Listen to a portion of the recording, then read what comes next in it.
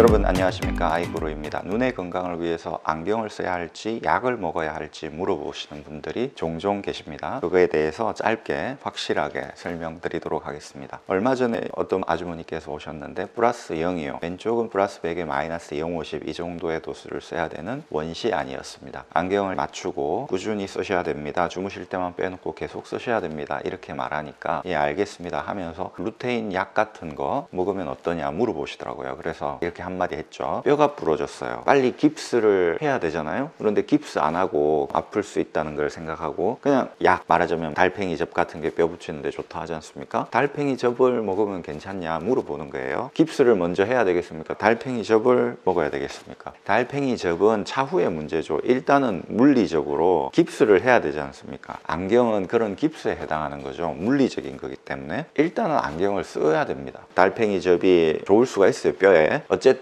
그렇다 하더라도 일단은 깁스를 해야 된다라는 것이죠. 루테인 약이 눈에 좋냐 나쁘냐, 저는 좋을 수 있다고 생각합니다. 그렇다면 일단은 깁스를 하고 먹어야 되는 거죠. 안경을 쓰고 먹어야 되는 거죠. 그 얘기를 했더니 바로 이해를 하시고 아 알겠습니다 하시더라고요. 약도의 원시아는 안경을 벗을 때 조금 보이니까 나 뭐 눈이 좋나 보다 이런 생각을 하면서 버텼는데 주름이 이렇게 생겼어요. 또 한 가지 백내장기가 있다 하더라고요. 오른쪽이 시력이 잘 안 나와요. 2년 전에 검사했을 때보다 시력이 플러스 0.75였는데 그때는 지금은 플러스 0.25가 됐거든요. 백내장은 수정체가 굳어지기 때문에 원시가 조금 떨어지는 모습을 나타냅니다. 그러면 눈이 좋아지네 라고 생각할 수 있는데 그렇지 않죠. 수정체가 굳어지면서 조금 두꺼워지면서 도수가 내려가는 거니까 절대 좋은 일이 아니죠. 백내장도 종류에 따라 다릅니다. 그런데 대체로 그런 모습을 보여줍니다. 약이라고 하는 것은 먹어봐야 알잖아요. 그래서 그 자식이 말이야 나한테 약을 팔더라고 이런 말을 하죠. 사기를 친다는 얘기죠. 약장사들 예전에